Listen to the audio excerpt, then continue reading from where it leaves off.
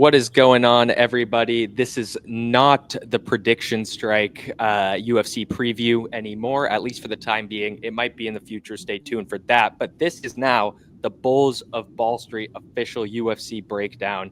We're not going to be going over everything anymore through the lens of Prediction Strike investments. It's more going to be just sort of a fully encompassing, who's going to win the fight sort of vibe. We'll throw some bets here and there out too. So let's get into this first fight. Brad Katana versus Beksat Almakan.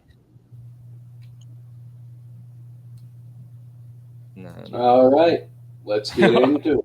We got the first fight here. We've got Brad Katana versus Beksat Almakan. Let's walk us through it. Yeah, so this should be a fun fight, I think.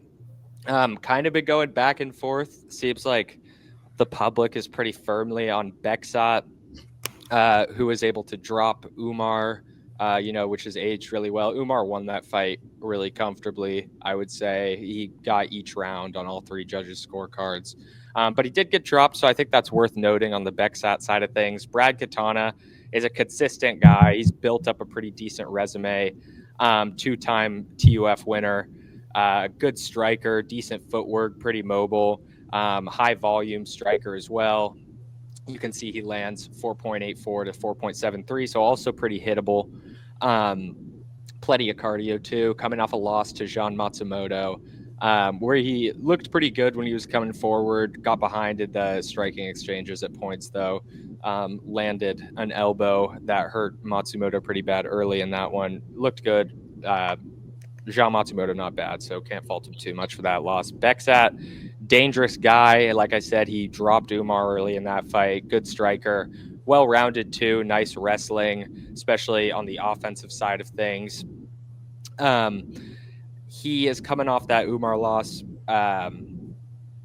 Umar went to wrestling for the rest of the fight and sort of just took over, dominated him there after getting dropped. And Beksat, it's hard to say. Like he could win this pretty easily. I think Katana's kind of a sharp underdog pick, though, especially when you look back at like there. I fall for this trap too, hyping up like people who looked good in their debut but lost. It's like, we don't have a huge sample for them, but we just saw Roberto Romero get that treatment in his last fight. He looked really good in his debut, dropped his opponent early, and then just ended up losing the decision on last week's card. Same thing with Jordan Vucinic from Bellator. So I think Beksat is a little bit overhyped here. He only landed 3 punches in that Umar loss. I think Brad Katana just has the fight IQ. I trust him to come in with a game plan. I think he knows he's going to have a better understanding of Beksat's traits than Beksat might have Brad Katana and be able to execute off of that knowledge more. So I'm going to go with Brad Katana by decision here. I think he's just going to outgrind him, starting off with an upset. Yeah, I kind of agree. I'm not super familiar with either of these fighters. Haven't seen a ton of their fights, but I do feel like this one should be a tad closer than the odds are stating. And I do like the idea of starting this one off with an upset. So with two guys that I think are closer to one another than the odds might suggest, I think just taking the value here feels like the right play. Yeah, I'm going to be on the Beksat side on an island on this one. I know we're talking about his loss to Umar, but he also lost to this guy called Sultan Joldoshbekov, who happened to lose to Vinicius Oliveira by decision as well, and Vinicius isn't too bad in the UFC just now. So that is where I am putting my theoretical weight on this card. I think that, I don't know, we'll see how it goes. Potentially a decision. All right, on to the next one. Back forward. Daniel Santos versus Jung Young Lee.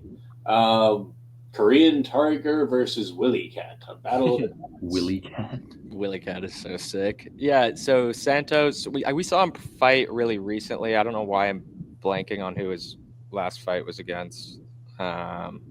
Incoming. I can scroll down here. Munoz? Yeah. So fought pretty recently against Munoz, is taking this fight on like semi-short notice, like a couple weeks still. Short notice, not a full camp. And he's a shoot-a-box guy. Fights like all the shoot-a-box guys do. He comes forward at you with everything.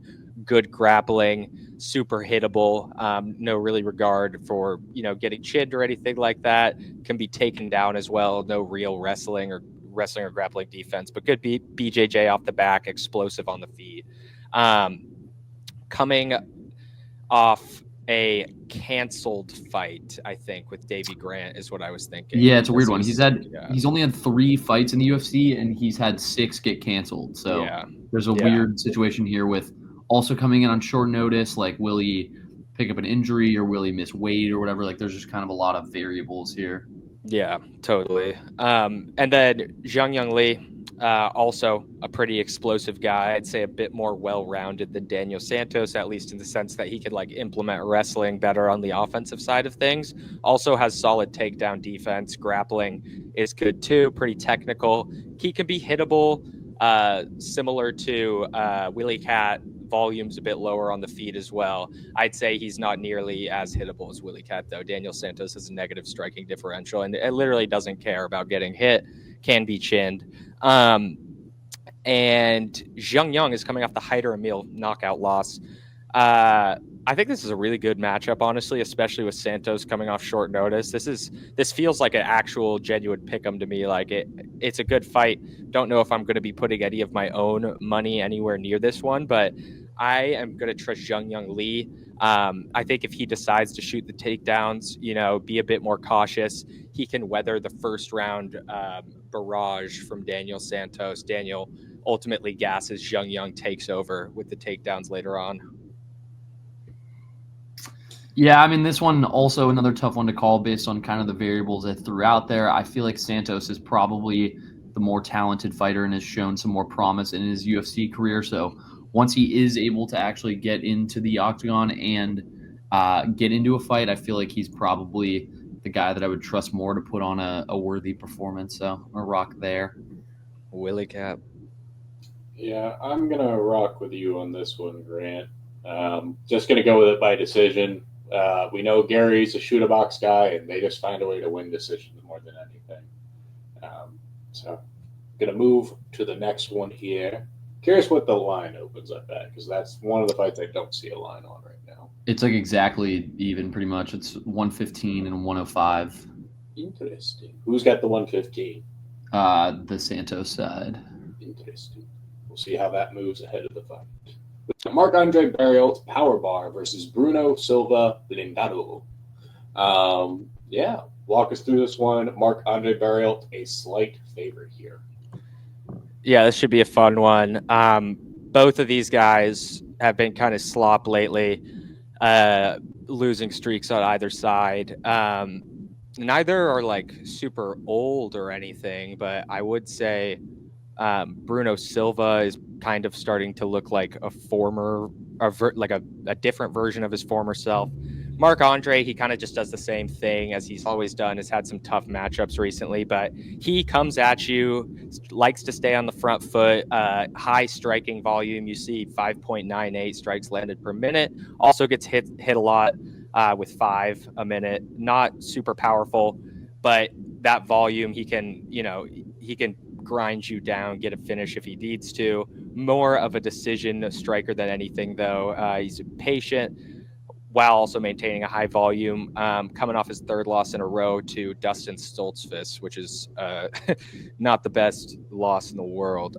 Bruno is a really powerful guy, good BJJ, definitely a finisher at heart, and pretty well-rounded when he wants to be. Definitely hittable. You'll see he has a negative striking differential and a pretty bad one at that, at 3.85 landed to 5.28 absorbed. He has been super dangerous in the past. He's insanely unreliable, though. He's super hittable. He's on a 4-fight losing streak. But, in the past, this guy did have a war with Alex Pereira. So he's been good before. But at the same time, he's also gotten dropped by GM3 in the past. So he's not that guy anymore at all. Marc-Andre is on his own losing streak, but he's losing to far better people than Bruno Silva's losing to. I don't think Mark's been losing, but Mark still looks like Marc-Andre Barriault. So I'm going to go with him in his home country. I think he can pull off the win, and I'll probably Well, I already have money on him, money line. I'm probably also going to be betting a Barriel decision. I'm pretty confident that he can pull it out. Yeah, I'm taking Barrialt as well for similar reasons. I think both these guys are kind of spiraling in a downward direction, but I think Bruno Silva has clearly lost some of the pop. The knockout power is not quite there, and I just think that Andre Barrialt, like you said, has looked better in some of these losses and has kind of looked at a similar level in all three from some of his wins, whereas I feel like Bruno Silva has continually looked worse in each of these losses recently. I think he's kind of in the last 4 or 5 fights or so has definitely looked like he's taken a decline in each one. So I think this one's kind of tough because you're kind of trying to just pick which guy is declining less. But I think that's probably going to be the Barrialt side of things for me. Yeah, Barrialt by knockout. Let's go. Just don't think Bruno Silva's going to have life here. All right. Moving on to the next one, we got Navajo Sterling versus Ivan Arslan. I want to say Navajo is a very fun prospect that a lot of people have questions on. Arslan, he's older, but is more of a quality. I don't know. Walk us through this one. What should we know here? Yeah, this should be an interesting fight. Definitely a really good test for Navajo Sterling, who is a Contender Series prospect that, yeah, you're definitely right, is pretty hyped up at this point. 6-0 in his career, so not a ton of experience, but he is a former professional kickboxer. Believe he's coming out of City Kickboxing, yeah, with a ton of talent over there. And he pretty much does what you'd expect a seasoned kickboxer to do. Nice kicks, strikes and combos, invests in the body like you want him to. Volume could be a little bit higher. It was pretty high on the Contender Series fight. Before that, I think it could probably be a little bit higher, but grappling, definitely not good. Needs work, was taken down 3 times in the Contender Series bout. And Ivan is a good striker, competent striker. Probably not a better striker than Navajo, but definitely can be technical, also has power. Does a good job of being unpredictable by switching up his pace. He just leaps into you when he sees an opening, and then is patient and waits for his spots. Otherwise, not a ton in the way of offensive grappling on his end, which would help a lot against Navajo Sterling, whose grappling defense is bad. But he did get a takedown against Iwan Kutalaba in his last fight. So maybe if Arslan decides to work in the wrestling, which is definitely a possibility. He averages a takedown per 15 minutes. So, maybe his team is in his ear. Like they saw the weakness in Navajo Sterling's grappling and he, goes for a wrestling heavy game plan. I definitely think an Ivan Arslan could get the upset. However, I'm not generally very impressed at all by his offensive wrestling. Not the most accurate wrestler at all. So there would need to be improvements there. I think there would need to be a super dedicated game plan towards that for it to happen. So I'm still going to go Navajo to win in a striking match by either knockout or decision, likely a decision. But I do think it's sketchier than the lines would suggest, or at least the lines last time I checked, with Navajo as like a minus 270 favorite. Yeah, it's 300 now. I do think this fight is probably a tad closer than that would suggest. Both guys only have one true fight in the UFC.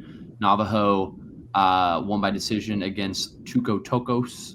I think a lot of people thought that he would come out hot and probably start out his career with a finish, but it's hard to really hold debuts too seriously just because I feel like a lot of guys can come in with nerves and just kind of want to get a win under their belt. So it might be easier to do that by decision instead of putting yourself in harm's way and really taking it to the opponent to try to get a finish in that one. So I think he probably gets his first finish in this fight.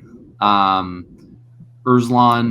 in his fight had a split decision loss to Kutalaba. Not super high on Kutalaba, who I think is our next fight after this. So we'll talk more on that afterwards. But I don't think that's really a great first debut fight. So I'm going to take the prospect as well in Sterling.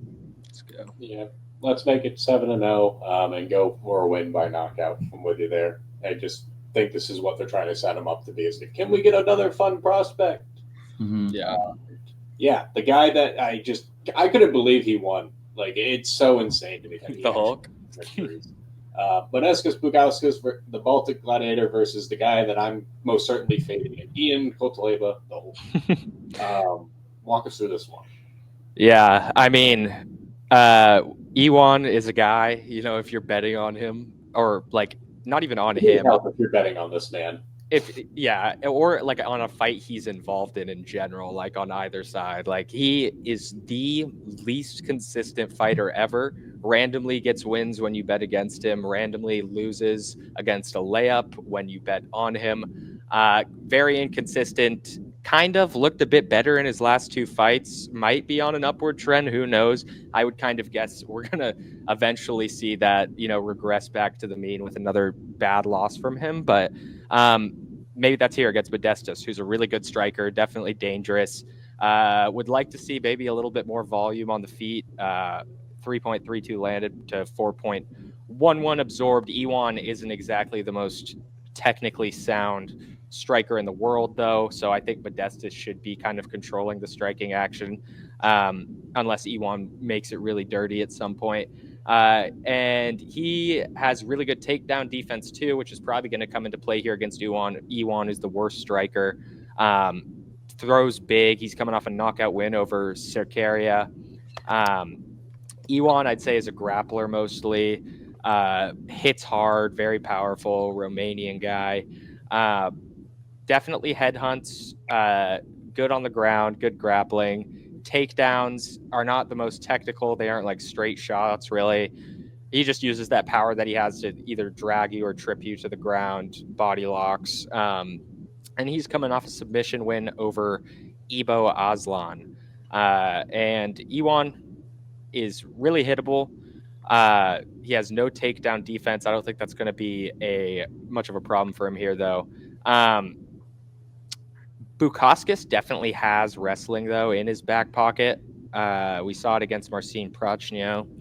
So, I mean, that's something to think about. Makes me a little bit more confident even in the Bukauskas side of things, who I think is the better striker of the two, has good enough takedown defense. So I'm going with Bukauskas here, and I think we're getting a pretty fair odds on the Bukauskas side of things too, despite what I said about betting on an Iwan fight being a dumb idea.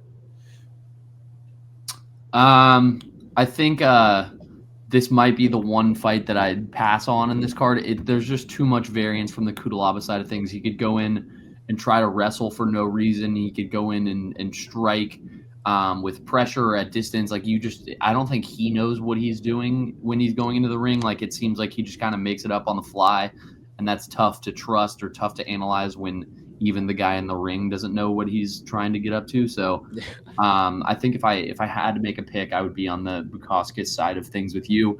But I would probably stay off this one. It just feels too risky. And I don't think Modestas is really that great either. He's like a good distance striker, but I don't really trust him to really push pace or anything like that. So this is a pass for me.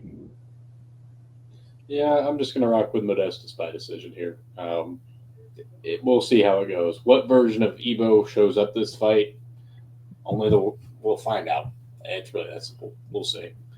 All right. Next one we have is Jessica Andrade versus Jasmine. Yeah, I'm terrible with that name. But I think it's not gonna. Wells, I could also see. I could low key see Bukauskas sub being juiced. Yeah. When props drop, because Iwan gets subbed all the time, but Bukauskas barely takes it to the ground. Yeah. So Andrade versus Jazzy Jazudavicius. Andrade, basically just a bully, even though she's super small. She's very, very big. Not very technical, super strong, former world champ. Definitely has some impressive wins under her belt. Style-wise, not insanely technical, like I said, basically just bullies her opponents. She's insanely tough herself, can weather a storm. Tons of accomplishments. You would think she's older than she is at 33 years old.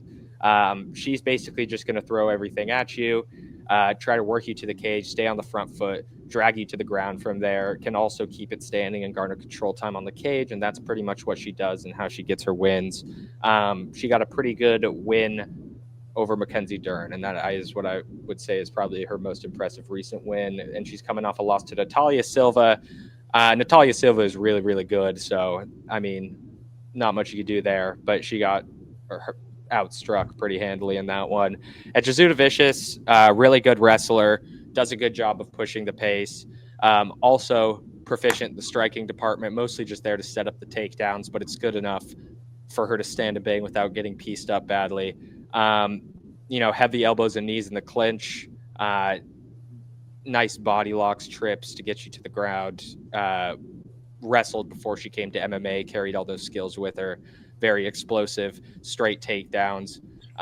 She's coming off a win over Mayra Buena Silva where she looked really good. So this is straightforward to me. I think it's going to be Jesuda Vicious masterclass.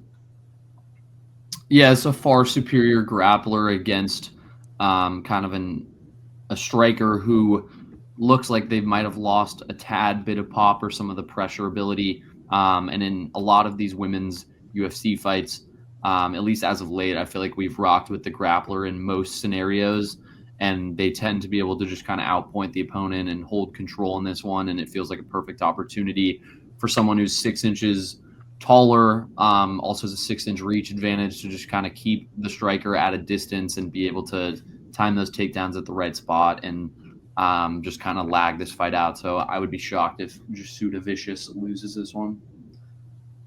Yeah, I'm with you guys. Jesuda, I can't say her last name, but by decision. I just feel really confident in this specific one. Like, we saw that she won against Natalia de Silva by decision. Silva beat Andrade by decision. Should be simple math there, but we'll see. All right, Mike Malott versus Charles Radka. If memory serves correct, Mike Malott was really hot in terms of a prospect, but got fraud checked recently. Magny. Yeah, he looked. Yeah, it's like it's not that Magny is that bad or anything, but it's kind of the way that Malott lost that one. He basically just completely gave up in the third round there. He won round 1, round 2 pretty handily, and then Magny just absolutely took over. Malott started getting hit, said, "Hey, I don't want to do this anymore," which is a pretty bad look for him. But then he did come back. Wasn't the most exciting fight against Trevin Giles, but he did get the win. He looked, pretty intentional with everything he was doing in that fight. So hopefully that's not like a reflection of his character and more just something that was going on specifically with that fight. But I do think quitting like that in the third round is definitely just concerning. Especially when you're going against a guy like Charles Radke, who is kind of the opposite, doesn't really give up at all. But Mike is, he's been a good prospect for sure, well-rounded, good striker, nice kicks, manages range well, can be technical, not the most dangerous guy at all. But, he is well-rounded. He does have a knockout in the UFC. He has 3 submissions. He is coming off that decision win over Trevin Giles, like I said, where the striking looked pretty good. And Charles, I'd say, is more of a grappler than anything, super athletic and explosive.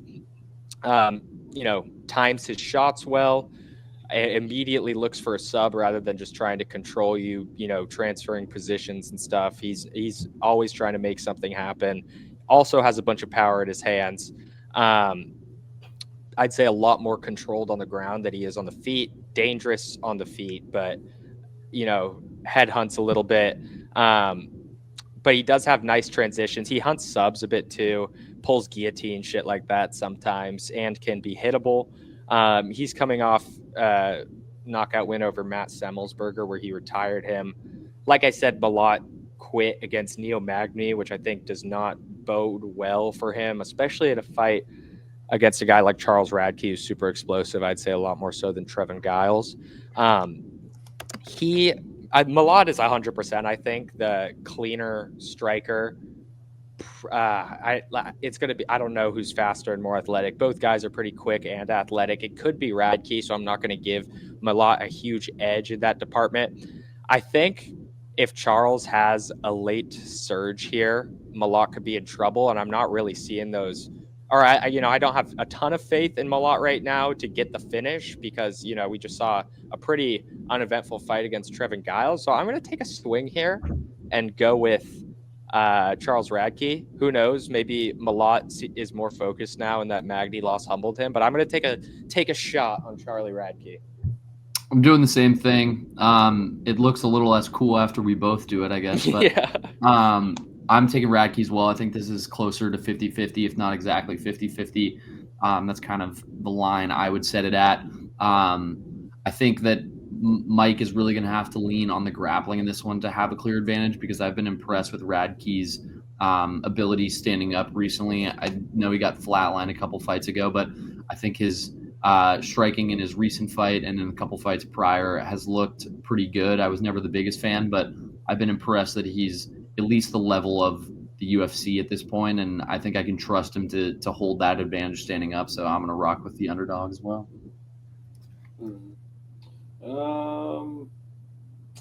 Trying to see if there's anything that like sticks out to me here. I'm probably just going to rock with Mike Malott by decision. I wouldn't be. My gut tells me this isn't going the distance, but I'll be on the island with Mike there. So that way, it looks a little bit more surprising, at least for you guys, or I guess me. Yeah. On to the next one. Let's see here. We got Denis versus Kel Pepolik, God of War. Big BSD stand over here. But, oh wait, I didn't even see this guy. He got a new opponent. It was supposed to be Joel Alvarez, right? Yeah, it was. That would have been a good fight. That would have been a really good fight, but I think Alvarez might have been a favorite. Wait, who did he get matched up against, Wells? Prepolich. He seems to be a gas can from what I'm initially looking at here. St. Denis minus 1,000 plus. Like I don't know if we need to break this one down. I think we can probably just hit a pass. I was really excited for the Alvarez fight. I think this one would have been a very entertaining matchup. Hopefully they meet sometime down the road. But we do have St. Denis as a pretty significant favorite. Feels like a way to get back in the win column, kind of build up just some confidence after 2 straight losses. Obviously, the hype train was building before that, so kind of nice for him to get an opponent that he's a significant favorite against, just to kind of get back in that win column and start to figure it out from there. So just BSD, but it's probably a pass at the value. Like it's not, Yeah, it seems like they're just bringing on some random Canadian dude here who has looked pretty good on the regional scene coming into this one. Looks like he did a short stint in the UFC back in 2019, 2 unanimous decision losses to Nordine Taleb and Austin Hubbard, and then subsequently cut, had 1 win in Samurai MMA 1, then lost to Shane Campbell in Unified MMA, and then is now on a 3-fight knockout streak, coming off a win over Gustavo Wurlitzer on BTC 24. So, yeah, I mean, this is 100% a layup. They're doing this so there's not 11 fights on a pay-per-view card, so they don't want to hurt their star BSD, so they're going to let him get an easy win here. All right. Yeah, I think it's just going to be him by sub, and don't overthink it. On to the next one, we've got Grasso versus Natalia Silva. Yeah, she's looking for her first win since her title loss. Natalia Silva, super well-rounded, good striker, also really good wrestling, works in spinning attacks on the feet, can also stay technical, powerful. But she prefers to wrestle. That's ultimately her game plan. She kind of, lures her opponents into a firefight and then gets you down to the ground when you're expecting her to keep banging.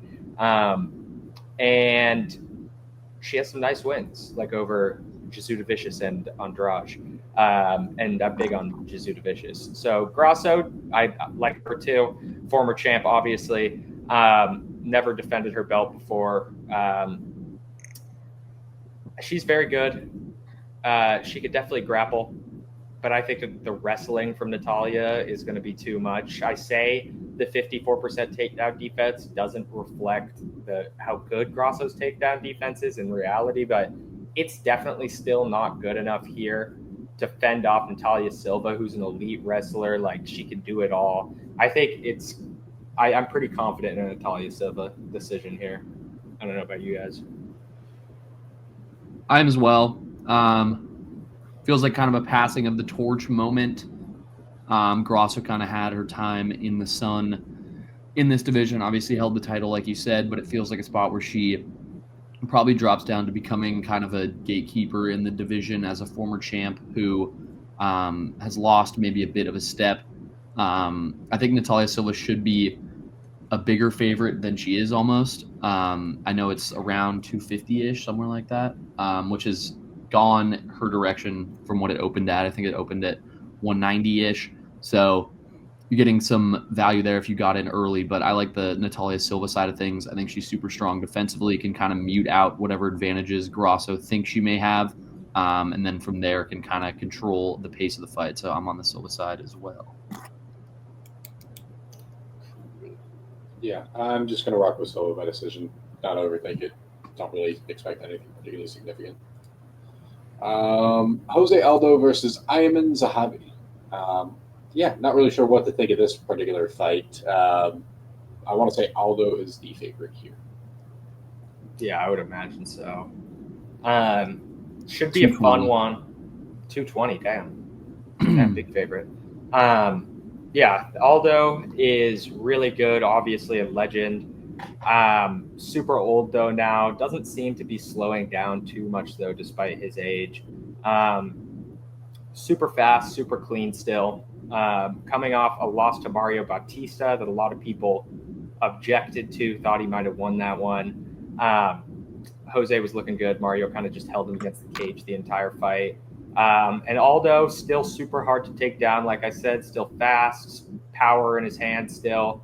Ayman Zahabi is not the youngest guy either. Definitely younger than Aldo. I think Aldo might be a little bit older than his listed age says, and which is only a year older than Zahabi, but I do think there's an age difference there. That being said, 37, definitely not young. So he is the brother of a very famous MMA coach for us, Zahabi, who has worked with a bunch of Canadian fighters. He's Canadian himself, worked with GSP in building up his career, Rob Font as well. So, MMA is in his blood.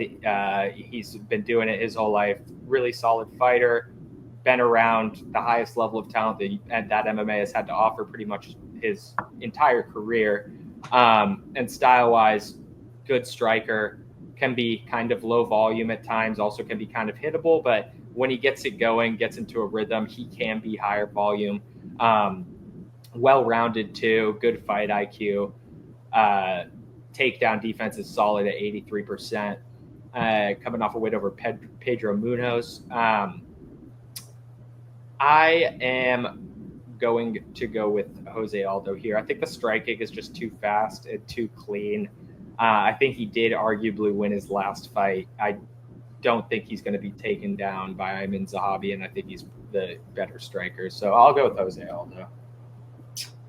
Yeah, for a while it felt like Zahabi was only in the UFC because of his connections and everything. He looked terrible in his first few, and then really went on a weird 5-fight winning streak that I think nobody expected. I think he was an underdog in at least 4 of them. Just kind of a weird run, not something you see all the time.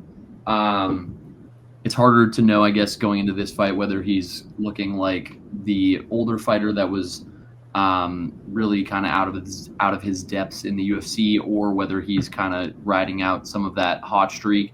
I think I would probably lean Aldo as well, but just kind of a weird fight, a tough one to predict with 2 older guys, both kind of having different arcs. I mean, you see Aldo obviously had some tough fights and Zahabi seemingly improving over time, but just kind of a weird one to pick. But I'll go with the Aldo side of things. Pretty low confidence, though. Not my favorite play. I would agree. I'm probably not touching this one. Yeah, I'll just go with Aldo by decision. Not really sold on either side, but Aldo's losses are far better than Zahabi's. So we move to the next one. We have Valentina Shevchenko versus Manon Fiorot. And I'm honestly surprised looking at the odds that Fiorot is the favorite here. So let's walk through it. Yeah, so we've got title defense here. Valentina Shevchenko defending her belt for the 8th time in her career. the first time since getting it back the previous time around. And she is definitely aging. She obviously still has the belt, but the aging isn't necessarily the worst thing for her because she has been intentional about evolving, to fit her aging body. She's added in a lot more wrestling, has a ton of takedowns in her recent fights, had 16 against Alexa Grasso. And she is super big and strong. Love to see that she's evolving this late into her career. Manon Fiorot, also very strong, nasty striker, high fight IQ, just like Valentina. Real finishing power for this division. Pretty decent takedown defense, also super slippery, hard to keep on the ground, hard to control. Has the ability to, be a part of an absolute slugfest or piece you apart from range if she wants to. You'll see that 6-3 striking differential. That's elite stuff. She can also wrestle, though. Has takedowns in pretty much every single one of her UFC fights, on top of 93% takedown defense. And she's coming off a win over Erin Blanchfield, where the striking just looked good. Controlled the fight the entire time. I'm going to go with Manon to overtake the belt. I think she's a bit sharper at this point in her career. I think there's probably a big gap at this point in the career, particularly on the feet. She has 93% takedown defense. I definitely respect that Shevchenko has been making strides in that, which is shown, in real fights in the UFC. But I think I'm going to go with the favorite Manon Fiorot. Yeah, me too. I think this is another kind of changing of the guard situation like we talked about earlier. And I think Fiorot is a worthy successor to the belt in this division. If you look at the rounds that Shevchenko has won in her past few fights, she's won mainly in rounds that have to do with a lot of grappling or take place on the ground. And she struggled and lost the majority of the rounds that she's lost when it's been standing up. And I think with Fiorot's ability to kind of stuff takedowns and really put the pressure on making this a striking fight, I think she's the better striker, one of the more elite strikers in all of women's MMA, I feel like. So I just think with those advantages and kind of how Shevchenko has gotten by in the past, it just feels like everything's pointing towards the Fiorot side of things here. Yeah, I'm just going to go with Shevchenko, who's had 15 different title fights. I think she can pull off one more. She's a beast. On to the next one. Belal Muhammad versus Jack Della Maddalena. Will you be remembering the name after this one? It's tough to say, dude. This is a pretty hard main event for me to break down. I 100% see a world and where either side of this fight wins it. Obviously, Belal's path to victory here against JDM is neutralizing the striking, employing the wrestling, employing the clinch work, garnering control time on the way to a decision. JDM, he has the power to knock out Belal. Obviously, he just needs to keep the fight standing, fend off those takedowns, and come out swinging, I would say. I think he needs to inflict a lot of damage early in order to win this fight. I think he needs to be going for the knockout because Belal thrives in deep fights. He thrives taking it long, taking it to decision. And I think ultimately I'll have to go with Belal via unanimous decision, but I do think JDM possesses the striking prowess to end Belal if he can put it all together here. I don't think there's any world where JDM wins by decision, really. Yeah, I don't disagree. I do have Belal winning this fight, but if I was to take a pick on this fight, I think I'm going to take the JDM side of things. It's probably just a pass situation, unless some method of victory odds look pretty good or something like that. But it just feels like the JDM side of things is probably the more tasty one given the odds in this fight. For similar reasons that you said, I don't think he's the best grappler in the world, but he's proven that he's able to get himself back up on his feet. There was the Gilbert Burns fight, which I guess was his last fight, where Burns definitely controlled the fight in terms of getting it on the ground, but he wasn't able to really accomplish anything, and the judges obviously seem to agree with that sentiment there. So it felt like even though he was getting taken down at times, he was able to stuff them a decent amount and was also able to get back up on his feet before anything productive was done. And that seemed to have been kind of a common thread in Belal's career. He is great at getting people taken down and holding control and really just lagging out fights and putting people in uncomfortable scenarios and fights. But it feels like a spot here where he's probably just a better grappler than Gilbert Burns is, and you don't really want to overthink it. I will probably maybe throw a little stab at the JDM side of things if I end up taking anything, but if I'm just giving straight money line, like just picking a guy to win, still more confident on the Belal side of things. Pretty much there with you. As the saying goes, fortune favors the bold. JDM by knockout. Woo! Man, I would love that so much. Yeah, I mean, if he can get up off the ground before anything significant happens, or even just cause some damage on the ground and get things standing up, like he definitely has a huge advantage there. And I mean, as long as he can just rack up some damage during those moments of the fight, like you never know. I feel like it's very much out there, and especially with a guy like Belal who has like as low of a chance of actually finishing an opponent as you could find really in the UFC, like that you're pretty much guaranteed to have 25 minutes for a moment of brilliance to come out of nowhere. So even if you're down 4 rounds or something, if you can have that 5th round be one where you're standing up more and you can kind of land some hits where some real damage is occurring, I think there's definitely a path you can see to a JDM knockout in this one. Your age gap is up, so we will see if JDM is going to legacy of the That said, I think this was the first Bulls of Wall Street UFC podcast we had. So, make sure to subscribe down below. We will see how we do this weekend. Hopefully, we help you be profitable, or you can fade us and be profitable. We'll see. You tell us at the end of the day. But yeah, until next time, hope you all have a great day. Peace now. Peace.